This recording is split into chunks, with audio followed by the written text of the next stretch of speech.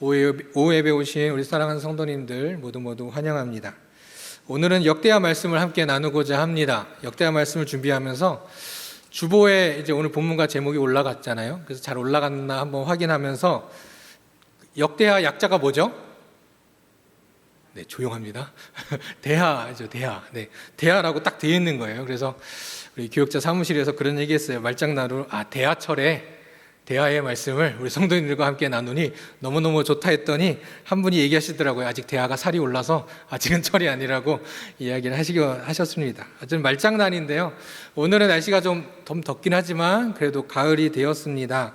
가을 하면은 풍성한 계절이지요. 물론 하반기로 가면서 조급하고 바쁜 그러한 시기이긴 하지만 그래도 여유롭고 풍성함 속에서 사랑을 나누면서 무엇보다도 이 가을에 기쁨과 감사 또 주님으로 인해 행복이 가득 넘치는 우리 성도님들이 다 되시기를 간절히 축원합니다. 오늘 말씀 남유다의 왕 아마샤의 삶을 함께 살펴보려고 합니다.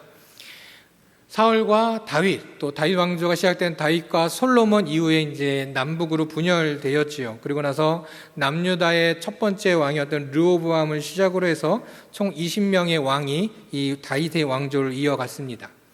계속 왕조가 바뀌었던 북이스라엘과는 조금 대조가 되게 남유다는 바로 다윗의 언약을 그대로 계승하면서 다윗의 왕조로 이어가던 그런 나라였죠. 하지만 그 왕들 중에는 하나님께 기쁨이 되었던 자들도 있었지만 그 가운데는 여전히 자신이 왕이라는 그 자리, 그 왕이라는 그 권세로 인하여서 하나님께 기쁨이 되지 못하고 하나님 앞에 죄를 지었던 왕들도 있긴 했었습니다. 자, 아마샤는 어디에 속할까요? 오늘 우리가 함께 살펴보면서 이 아마샤라는 왕을 통해 그 왕의 모습이 또 우리의 삶에 어떻게 적용되는지 한번 살펴보기를 원합니다. 자, 오늘 함께 본 역대하 25장은 남유다의 9번째 왕인 아마샤 왕이 통치하던 때를 이 한 장에서 다루고 있습니다. 신하들의 반란으로 인해서 죽임을 당하였던 그의 아버지가 있었고 그 뒤를 이어서 아마샤는 25세, 25살에 왕이 되어서 29년 동안 다스리는 그러한 삶을 가졌었습니다. 아마샤의 이름의 뜻은 여호와의 능력, 여호와께서는 강하게 하신다라는 그런 의미를 가진 그런 왕의 이름을 가지고 있었습니다. 그래서 그에 대하여서는 오늘 본문 역대하 25장과 열왕기하 14장에서 그에 대한 왕으로서 살았던 그의 통치의 기간에 대해서 또 그에 대해서 보여주고 있는데 그의 삶을 오늘 본문 2절에서는 이렇게 이야기하고 있습니다. 아마샤가 여호와께서 보시기에 정직하게 행하기는 하였으나 온전한 마음으로 행하지 아니하였더라. 열왕기하 14장 가면 비슷합니다. 아마샤가 여호와 보시기에 정직히 행하였으나 그의 조상 다윗과는 같지 아니하였다라고 이에 대해서 이야기하고 있습니다. 그러니까 간단히 말하면 무슨 이야기냐? 아마샤는 참 좋았는데 좋지 않았다. 이렇게 이야기하고 있는 겁니다. 일반적으로 우리가 누군가를 평가하고 이야기할 때 우리는 그의 업적들을 이야기하곤 합니다. 특히 왕, 또 대표가 되는 사람들에게 있어서는 그가 어떤 정책을 펼쳤었는지, 그가 또 어떻게 영토를 넓혔었는지, 아니면 외부로부터 어떤 침입을 막았었는지 그의 업적들에 대해서 많이 이야기를 하지요. 요즘으로 본다면 어떻습니까? 이 어떤 대통령이 지나고 나서 경제는 어떠했었는지, 또 외교는 어떠했었는지, 또 어떤 저희가 민주사회니까 민주사회는 어떻게 됐었는지, 또 그가 정책을 세웠던 건 어떻게 잘 진행되었는지, 이러한 이야기들을 나누지요.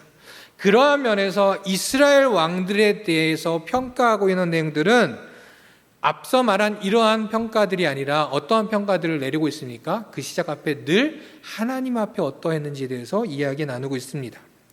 바로 이스라엘이 하나님의 백성으로 하나님이 왕이 되시는 그 나라로서 이스라엘이 사는 것이 중요했기 때문에 이 왕에 대한 평가도 참된 왕이 되시는, 이스라엘의 참된 왕이 되시는 하나님 앞에 그 왕이 어떻게 섰는가가 그들의 업적이고 그들을 평가하는 것이었다는 것이죠. 그런 면에서 하나님의 뜻을 따르고자 왕의 자리에 서 있음에도 불구하고 수많은 노력을 하며 하나님을 따랐던 왕들도 있는 반면 처음부터 끝까지 하나님의 뜻은 거부한 채 살았던 왕들도 있었습니다. 자, 그런데 아마샤는 어떻다고요? 하나님의 뜻을 잘 따랐지만 잘 따르지 않았다. 이렇게 이야기하고 있습니다. 즉, 그는 하나님의 뜻을 지키려 했지만 결국 그 마음을 끝까지 지키지 못했던 사람이었다는 것입니다. 오늘 함께 살펴보는 아마샤의 그 삶을 통하여서 우리도 그와 같은 실수를 혹 하고 있지 않은지 좀 돌아보면서 하나님께서 원하시는 하나님의 백성, 끝까지 온유한 마음으로 살아가는 믿음의 사람들이 다 되기를 간절히 소망합니다. 이제 아마시아의 왕으로서 있었던 일들을 우리가 함께 하나하나 좀 살펴보고자 합니다. 이 25살의 왕이 되었던 아마시아는 바로 왕이 되자마자 무언가 바로 행했던 것이 아니라 일단 반역으로 인해서 전 왕이 죽었기 때문에 이미 유다는 어떤 상황이었을까요? 혼란스러운 상황이었죠. 그 와중에 자신이 왕이 되었기 때문에 이 유다를 안정시키는 일에 최선을 다하였습니다. 그렇게 안정시키고 난 후에 그는 특별한 일을 행하게 되었습니다. 오늘 3절 말씀에 보면 그의 나라가 굳게 섬에 그의 부왕을 죽인 신하들을 죽였으나 라고 이야기하고 있습니다. 아마시아는 무엇보다 혼란스러운 유다를 안정시킨 후에 자신의 왕권을 확고히 한 뒤에 무슨 일을 합니까? 자신의 아버지 요아스 왕을 살해하였던 신하들을 처형하게 되었습니다. 자, 무슨 일이 있었는가? 24장에 나오는 이야기입니다. 사실 아버지 요아스는 여호야다 제사장으로 인해서 매우 어려운 상황 속에서 이 제사장으로 인해서 다윗의 왕조를 이어갈 수 있게 되었습니다. 그래서 그와 함께 하나님의 뜻을 따라 유다를 잘 다스리던 아주 선한 왕이었죠. 하나님 보시기에도 정직히 행하던 왕이었습니다. 그러나 여호야다가 나이가 들고 그 여호야다 제사장이 죽자 여호야다에게 평소에 불만을 가지고 있던 그와 반대에 있었던 사람들이 왕과 같이 하였고 결국 왕과 그들은 타락의 길로 가게 되었고 우상 숭배하는 죄악들을 짓기 시작하였습니다. 이에 하나님께서는 그를 돌이키시기 위하여서 그에게 선지자를 보냈지만 이 요아스는 듣지 않았던 것이죠. 이에 여호야다의 아들 스가랴에게 하나님의 영이 임하여서 이 왕을 책망하고 그 무리들을 책망하였더니 이 왕이 돌이키고 회개한 것이 아니라 도리어 화가 나서 결국엔 그 왕의 명령에 따라 그 무리들이 다른 것도 아니고 주님의 성전, 그 여호와의 성전 뜰 안에서 이 스가랴를 죽이게 되는 악을 행하게 되었습니다. 결국 이에 대하여 하나님은 이를 심판하기로 하셨고 아람 군대가 쳐들어와서 유다는 거의 죽기 바로 직전 겨우 목숨만 건지는 상황이 되었습니다. 이때라도 이 왕이 회개하였으면 좋았겠지만 이때라도 이미 늦었지만 거의 목숨만 건진 상황이었지만 그래도 이때라도 회개하였으면 좋았겠지만 그는 끝까지 하나님 앞에 돌아서지 않았고 결국 요아스의 신하들이 이 모습을 못마땅하게 여겨서 이스라엘 왕을 살해하게 되는 일이 있었던 것이죠. 물론 요아스가 하나님의 전에서 선지자를 죽인 건 매우 죄악된 일이었습니다. 그러나 그 신하들이 그렇다고 해서 어떠한 절차나 어떠한 방식이 아니라 그냥 반역함으로 해서 이스라엘의 왕을 죽였다는 것 자체도 옳지 않았던 행위였던 것이죠. 그래서 그거 하나만으로 이 아들 아마시아는 그 신하들을 죽이게 된 것이었습니다. 그래도 자신이 왕이 되고 바로 하면 안 되기 때문에 왕권을 확고히 한 후에 왕권을 자신이 제대로 갖추고 난 후에 이 일을 행하였던 것이죠. 그리고 그것이 모두 준비되자 이 신하들을 처형하기로 하였던 것입니다. 지금도 조금씩 나오는 이야기지만 우리의 조선시대 그 이전 시대는 또 어땠습니까? 그런 면에서 더 오래됐던 고대 세계에는 연자제는 되게 매우 보편적이었던, 이방 나라들은 매우 보편적이었던 것이죠. 무엇보다 아마시아는 누굽니까? 유다의 왕이었습니다. 그 자리에서 그 신하들은 물론 그의 가족들, 그의 자녀들, 그의 집, 그 신하들의 모든 걸 다 제거할 수도 있고 그들을 다 처형할 수도 있는 그런 권력을 갖고 있던 위치에 있던 왕이었습니다. 어쨌든 왕정 사회였기 때문에 충분히 그렇게도 할 수 있었던 것이죠. 그리고 단순히 왕에 대하여 반란을 품고 그냥 반란만 일으킨 것이 아니라 이스라엘의 왕, 하나님께 기름 부음 받은 왕을 죽였다는 그 사실은 또한 자신의 아버지를 살해한 것에 대해서 아마시아는 아마 그 안에 복수심이 가득했을 것입니다. 그렇기에 그 복수심으로 그는 그 신하들과 그의 자녀들, 그의 집안을 다 쌍그리 다 망하게 처형할 수도 있었습니다. 그러나 아마시아는 어떻게 합니까? 신하들만 처형하고 그의 자녀들은 죽이지 않았다라고 이야기하고 있죠. 오늘 4절 처음에 시작합니다. 그들의 자녀들은 죽이지 아니하였으니. 자, 그리고 이어서 나옵니다. 이는 모세 율법책에 기록된 대로 함이라. 곧 여호와께서 명령하여 이르시기를 자녀로 말미암아 아버지를 죽이지 말 것이요 아버지로 말미암아 자녀를 죽이지 말 것이라. 오직 각 사람은 자기의 죄로 말미암아 죽을 것이니라 하셨더라. 그렇습니다. 그가 훌륭한 인품을 가진 왕이라서 그랬던 것이 아니라는 거죠. 또한 아버지 요아스도 잘못했으니 이 정도만 하면 된다, 그냥 신하만 죽어도 된다라고 생각하며 그 마음이 심히 분하지 않아서 신하들만 죽였던 것도 아닙니다. 그가 그의 신하들의 자녀를 죽이지 않았던 건 오로지 모세의 율법대로, 즉 하나님의 말씀대로 행하였던 것이죠. 신명기 24장에 보면 그래서 각 사람은 자기 죄로 말미암아 죽임을 당할 것이다, 하나님께서 이스라엘 백성들에게 말씀해 주셨습니다. 바로 이 아마시아는 그대로 그 말씀에 따라 행하였던 것이죠. 아마시아는 그렇게 통치 초기에 유다의 왕으로서 하나님의 말씀대로 정직하게 행하던 사람이었습니다. 어떻습니까? 사람들과의 관계들 속에서 우리는 여러 가지 일로 인해서 좋지 않은 감정이 생겨나곤 하기도 하죠. 어떤 이들은 만나면 너무너무도 행복하고 어떤 좋지 않았던 감정도 사그라들게 하는 반면 어떤 경우에는 어떠한 일로 인해서 우리의 마음에 좀 나쁜 감정들이, 악한 감정들이 생겨나기도 한다는 것입니다. 때로는 불의를 행하는 이들로 인하여서 그럴 수도 있고요, 때로는 서로 다른 의견에 의해서 그럴 수도 있습니다. 그런 감정이 생겨나는 건 어떻게 보면 자연적인 것이라 생각이 듭니다.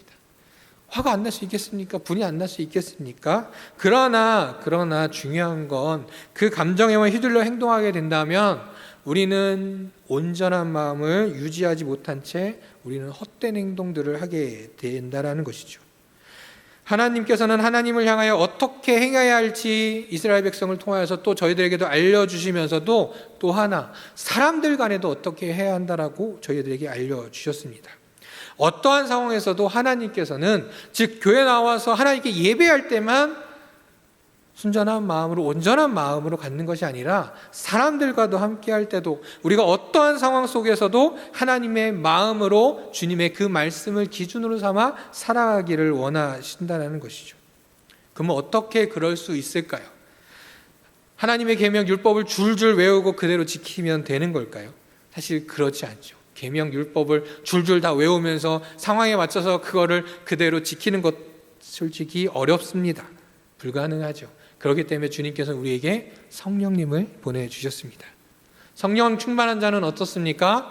성령 충만한 자에게 주시는 성령의 열매가 있지요. 그 열매를 통하여서 감정에 휘둘려 죄악을 행하는 그러한 자들이 아니라 바로 성령 충만한 가운데 그 열매로 하나님의 마음으로 온전히 행하는 우리가 될 수 있다는 것입니다. 그런데 그렇게 성령 충만하지 않고 행한다면 어떻게 될까요? 이런 말들을 하게 되지 않을까요? 하나님의 말씀은 그렇죠, 그런데 지금 내 상황은 그것과 좀 다른 것 같아요. 하나님의 뜻은 그런데 나는 아닌 것 같아. 지금 나는 그거랑 상관없는 것 같아 라고 이야기하며 나의 생각, 나의 감정을 정당화하려고 하면서 이미 그 마음으로 행위할 때 우리의 마음은 이미 온전하지 않은 마음들이 되기 시작했다는 것이죠. 사랑하는 성도 여러분, 우리는 늘 성령 충만한 자들이 되기를 간절히 소망합니다. 그래서 성령 충만한 가운데 성령의 열매를 우리의 삶에서 나타내며 하나님을 나타내고 하나님 마음을 나타내고 그 말씀을 기준으로 살아가는 저와 우리 성도님들이 다 되시기를 주님의 이름으로 축원합니다. 자, 이 아마시아의 그 다음 일을 함께 보겠습니다. 아마시아는 이렇게 신하들을 처형하고 그 다음 하나님께서 주신 이 율법을 잘 지킨 후에 아마시아는 이제 그 다음으로 두 번째 행위를 시작합니다. 바로 전쟁을 준비하게 되었습니다. 그의 선조였던 여호람 왕 때에 함께 있었지만 배반하여서 독립하였던 에돔, 이곳을 다시 얻기 위하여 이들에게 가기 위하여 전쟁을 준비하였습니다. 오늘 말씀 5절 말씀입니다. 아마시아가 유다 사람들을 모으고 그 여러 족속을 따라 천부장들과 백부장들을 세우되 유다의 베냐민을 함께 그리하고 20세 이상으로 계수하여 창과 방패를 잡고 능히 전장에 나갈 만한 자 30만 명을 얻었다라고 이야기하고 있습니다.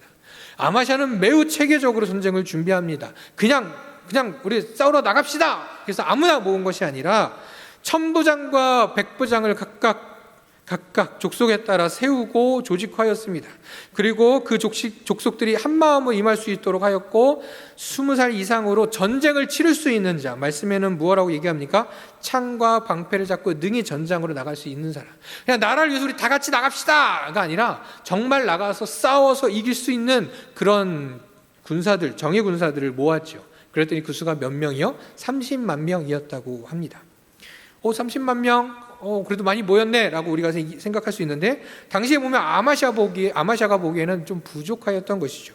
왜냐하면 그 앞정에 많은 선조들을 볼 때 선조들이 다른 나라를 치러 갈 때 모였던 군사들의 수와 비교하면 좀 적어 보였던 것입니다.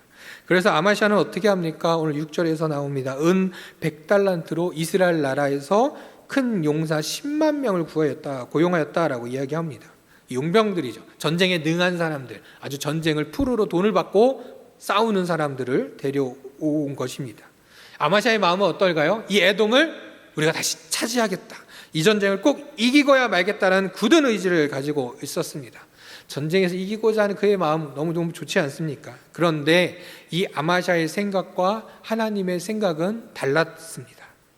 하나님께서는 선지자를 통해서, 하나님의 사람을 통해서 그에게 이렇게 말씀하시죠. 7절입니다. 어떤 하나님의 사람이 아마샤에게 나와서 이르되, 이렇게 이야기합니다. 왕이여, 이스라엘 군대를 왕과 함께 가게 하지 마옵소서. 여호와께서는 이스라엘 온 에브라임 자손과 함께 하지 아니하시나니, 이렇게 말씀하십니다. 하나님께서는 저 북이스라엘과 함께 연합하여 싸우기 원치 않으셨다는 것이죠.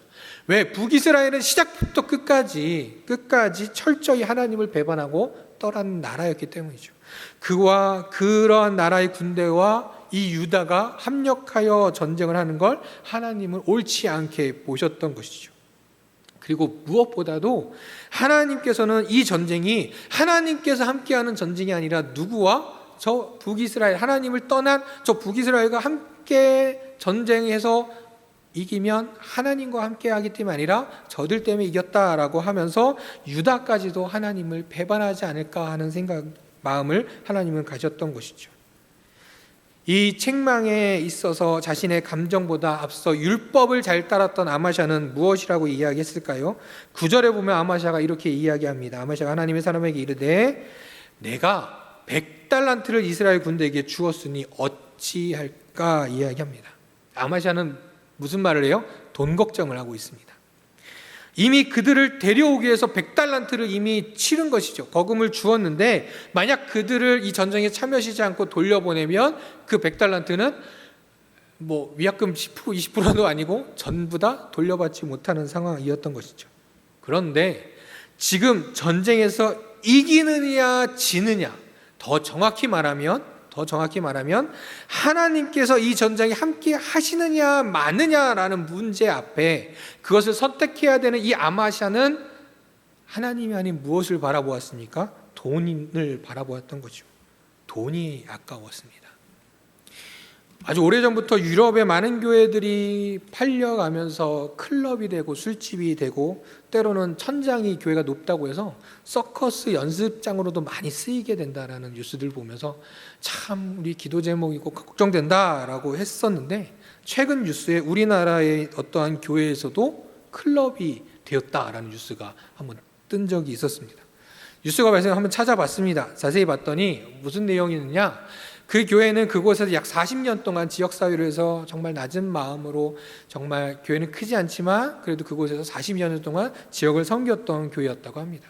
이제 40년 정도 지나니까 어때요? 저희 교회도 그렇죠? 어때요? 건물들이 노후화되면 어떻습니까? 매년마다 보수하고 고치고 이런 것들이 너무, 그런 유지비라든가 보수 비용이 너무 많이 들었던 것이죠. 그래서 성도들과 함께 이야기 나눈 결과 그 건물은 팔고 새로 교회를 건축하자 이야기를 했다라는 것입니다. 그래도 어쨌든 교회이기 때문에, 하나님께 예배드렸던 장소이기 때문에 그 교회를 팔더라도 그냥 팔지 않기 위해서 신중을 기해서 이 건물을 사려고 하는 사람이 어디의 사람인지, 혹시 이단은 아닌지 살펴보았고, 또한 이 건물을 어떻게 사용할지까지도, 그 건물 사용 계획서까지도 미리 받았다고 합니다. 그래서 이 교회를 사기로 했던 사람은 그 공간을 가난한 젊은 청년들을 위해서, 그들을 위한 문화 공간으로 좀 사용하려고 한다. 예술화를 하는 청년들을 위해서 문화 공간을 사용하면서 미술품 전시나 어떤 공연을 하는 그런 장소로 좀 사용하려고 합니다라고 계획서를 냈다고 합니다. 매우 좋은 취지라 여겨져서 교회는 매우 흡족해하며 그 교회를 팔게 되었다고 합니다. 그런데 문제는 그 다음에 생겨난 것이죠. 교회를 이제 팔았는데 결국 그 부동산 소유가 이제 그 새로 들어오게 된 사람한테 넘어갔을 때, 넘어가자마자 무슨 일이 생겼는가? 그 사람이 그곳을 공간을 임대해주는, 장소를 빌려주는 사업으로 전환을 해버렸던 것이죠. 즉 무슨 클럽으로 만든 건 아니지만 그 교회의 어떤 장소를 이렇게 사용할 수 있도록, 요즘에 그런 임대 사업들이 많잖아요. 그래서 공간을 마음껏 사용할 수 있도록 쓰고 싶으신 분들 쓰시라고 공간을 대여해주는, 그러한 공간을 이렇게 빌려주는 사업을 하게 된 거였습니다. 그래서 결국에 어떻게 됐냐? 그 교회 공간에서 그 공간을 빌려서 음주 갈무를 즐기는 모습들, 즉 클럽처럼 같이 술 마시고 노래하고 춤추고 사람들이 그렇게 방탕한 모습들을 보여지는 일들이 열리게 되었다라는 것이죠. 안타까운 것은 무엇보다 그 교회 분들이 매우 곤란한 상황이 되었다라는 것이죠. 그렇게 고심하고 살피고 약속까지도 했었는데, 무엇보다도 본인들이 그렇게 사랑했던 교회 건물이, 또 그들의 추억의 믿음의 추억들이 많이 쌓였던 그 교회 공간이 그렇게 됐다는 사실에 너무너무 안타깝고 가슴 아파했다고 합니다. 왜 처음 내세웠던 그 계획을 그 사람은 왜 바꿨을까요? 물론 왜 그랬는지, 이 사람이 왜 그랬는지에 대한 반론의 뉴스들이나 이런 것은 나오지 않았지만 결국엔 무엇 때문이었을까 저도 생각해 보면서 결국엔 돈 때문이 아닐까라는 생각을 해보게 됐습니다. 결국 돈이 그러한 결정을 이끌었고 하나님께 예배드렸던 장소가 그렇게 안타깝게 변했던 것이죠. 세상은 그렇습니다. 무엇보다 돈이 우선이 되고 돈을 모든 것의 기준으로, 또한 옳고 그름의 기준으로 여기는 문화들이 있다는 것이죠. 그러한 세상 속에서 우리가 살아가고 있습니다. 돈으로 샀던 그 이스라엘의 군대가 전쟁에서 이기게 할 수도 있다라는 그 아마샤의 생각이, 하나님께 도와주신다고 해도 이미 내가 그들에게 지불한 돈이 있기 때문에 그냥 그들 같이 하면 안 될까라고 생각했던, 하나님의 뜻을 우선으로 여기지 못하였던 그 아마샤와 같이 어리석은 선택을 때로는 우리들도 한다라는 것입니다. 때로는 주님의 말씀을 따르는 것이 세상의 기준을 볼 때 어리숙해 보이고 바보 같아 보일 수도 있지요. 그리고 때로는 실제로 물질적으로 때로는 손해를 볼 수도 있습니다. 어떻게 보면 감당할 수 없는 손해를 입는 경우도 아마 있겠지요. 하지만 아무리 손해를 입는다 하여도 그것이 하나님의 편에서 하는 일이라면, 하나님께서 원하시는 일이라면 손해를 보더라도 그 손해를 감당할 수 있는 용기를 갖는 것, 그것이 그리스도인 하나님의 백성 아니겠습니까? 그래서 아마샤는 어떻게 합니까? 물론 처음엔 돈이 아까웠습니다. 그 돈이 아까웠어요. 이 돈을 줬는데 어떻게 해요? 라고 이야기했지만 아마샤는 용기를 내어 하나님의 말씀을 따르기로 했습니다. 그래서 이스라엘 용병도 그냥 돌려보냈습니다. 10만 명, 그것도 전쟁에 능한 10만 명이 없어졌지만 그래도 아마샤는 용기를 내어 전쟁을 치르게 되었습니다. 돈의 문제 앞에서 우물쭈물했던 자신의 생각대로 행할 수도 있었지만 여전히 아마샤는 처음 마음 그대로 하나님의 말씀을 지켰던 것이죠. 그런 그와 하나님께서 어떻게 하셨습니까? 그와 함께 하셨고 결국 이 전쟁에서도 큰 승리를 주셨다라는 겁니다.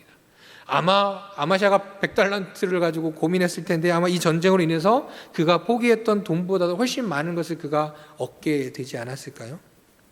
계산해 보면 어떤 것이 내게 커다란 손해를 입힐 게 분명해 보이기도 합니다. 그러나 그 길이 하나님께서 원하는 길이 아니고 그것이 하나님의 정의와 공의를 행하는 것이 아니라는 것을 우리가 알았을 땐 우리는 주저함 없이 담대하게 주님의 뜻에 따라 그것들을 내려놓고 하나님의 말씀 따라 나아가야 할 것입니다. 그렇게 주님의 뜻대로 나아가는, 담대하게 나아가는 저와 우리 성도님들 다 되기를 간절히 소망합니다. 이제 말씀에 마무리로 합니다. 오늘의 말씀, 이제 본문 12절까지의 말씀은 바로 에돔과의 전쟁까지 바로 온전한 마음으로 하나님의 뜻을 따르며 살아갔던 그 아마샤의 모습을 보여주고 있습니다. 물론 그는 연약한 자였지만 그래도 그는 하나님 말씀을 매우 잘 따르던 왕이었습니다. 이렇게 모든 그의 통치 과정 가운데 하나님께서 함께 하셨고, 또한 그 말씀을 잘 따르며 하나님께서 주신 은혜들이 가득했지만, 우리가 오늘 읽지 않았던 이 13절 이후에는 무슨 일이 일어나느냐? 아마시아는 그의 남은 통치 기간 동안 그 22절까지 하나님의 뜻에 따랐던 모습이 아닌 다른 모습을 보여줍니다.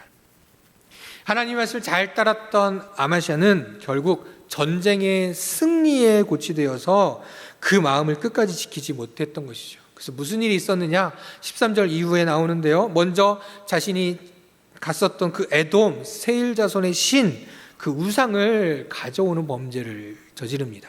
그리고 그 우상을 섬기게 되었습니다. 물론 그가 이전까지 하나님 말씀 잘 지켰다고 하는데, 오늘 역대에 나오지 않지만 열왕기하에 나오면 어떻게 나오냐? 그가 왕이 되었을 때 그가 하나님 말씀에 정직히 행하였지만 여전히 유다 백성들은 우상을 섬기고, 그리고 산당에서 여전히 제사를 드리고 있었다. 그것은 방치해 두었다라고 이야기하고 있습니다. 그렇게 그는 자신이 차지했던 그 나라의 신을 섬기는, 우상을 섬기는 죄를 짓게 되었습니다. 그래도 하나님께서는 그에게 기회를 주셨습니다. 다시 한번 돌아서기를 원해서 선지자를 보내어 책망하셨죠. 그때라도 돌아섰더라면, 그때라도 회개하였더라면 좋았을 것을.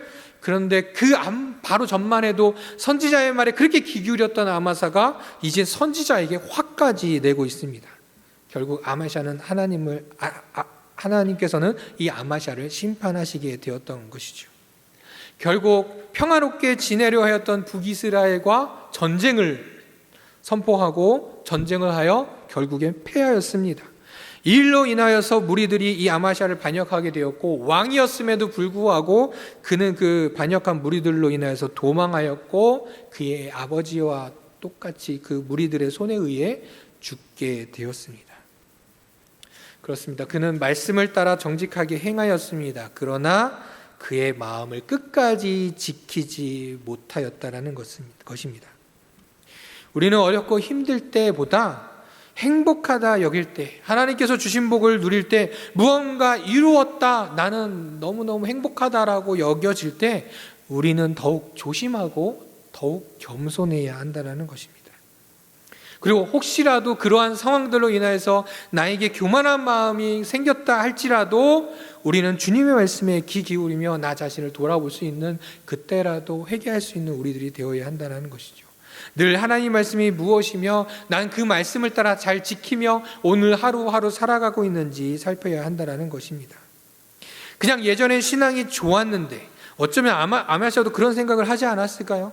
나 그동안 그래도 말씀 잘 들었는데, 그동안 말씀도 잘 지키고 잘 들었는데 이 정도는 봐줄 수 있는 거 아닐까라고 생각했을지도 모릅니다. 그러나 주님께서는 우리가 온전한 마음, 즉 끝까지 흔들림 없이 주님을 의지하며 주님의 주권을 인정하며 그의 말씀을 따라 살아가는 믿음을 갖기 원하신다라는 것이죠. 이런 재미있는 이야기가 하나 있습니다. 그냥 만들어진 이야기죠. 수십 년, 수백 년이 지나서 인류의 과학이 이렇게 발전했답니다. 어떻게 발전했냐면 흙으로 사람을 만드는 그런 과학 기술까지 생기게 됐답니다. 그래서 그 사람이, 과학자가 하나님을 향하여서 이렇게 내기를 신청했다고 합니다. 하나님, 누가 더 빨리 사람을 만드나 우리 한번 해봅시다. 누가 더 흙으로 사람을 더 빨리 만드나 한번 내기해 봅시다 라고 이야기했다고 합니다. 그래서 하나님께서는 그래? 그럼 하자라고 하시면서 한마디를 더 하셨다고 합니다. 대신 본인이 만든 흙으로 하기라고 하자마자 그 과학자는 아무것도 하지 못했다고 합니다. 웃기는 이야기인지 모르지만 우리가 아무리 성공하고 잘되고 또 성장하고 발전한다 할지라도 하나님께서 함께 하시지 않는 것은 아무리 좋아지더라도, 아무리 그것이 좋은 것이라 할지라도 아무런 의미 없는 것이라는 것이죠. 우리는 그런 의미 없는 것에 우리의 마음이, 우리의 믿음이 흔들려서도 이끌려서도 안 된다는 것입니다. 예수님의 제자들, 그 사도들, 그리고 초대교회 성도들이 만약 온전하지 않는 그러한 마음으로, 이 아마샤와 같은 마음으로 예수님을 전하던 사람이었으면 어떻게 되었겠습니까? 그 믿음은 헛된 것이 되었을 거고, 아마 기독교는, 교회는 지금까지 남아있지 않았을 것입니다. 그러나 그들은 부하든 가난하든 때로는 평안하든 때로는 너무너무 힘이 들든 어떠한 상황 속에서도 주님을 향한 믿음을 온전하게 지켜나갔다라는 것이죠. 어쩌면 그들에게 때로는 그들을 흔들고 그들의 믿음이 흔들리는 경우들도 있었을 것입니다. 그러나 그들은 다시 힘을 얻고 다시 복음을 지키고 교회를 지키는 믿음을 가졌고, 그래서 지금까지도 우리의 교회가 하나님께 예배하는 자리로 서 있었다라는 것이죠. 말씀을 따라 사는 건, 그 말씀을 지키는 삶 소중합니다. 그리고 우리는 또 하나 오늘 말씀을 통해서, 이 아마샤의 삶을 통해서 하나 더 보기 원하는 건 끝까지 하나님을 향한 온전한 마음을 지켜나가는 것입니다. 나 전에 기도 많이 했는데, 나 전에 찬양도 많이 하고 봉사도 많이 했어.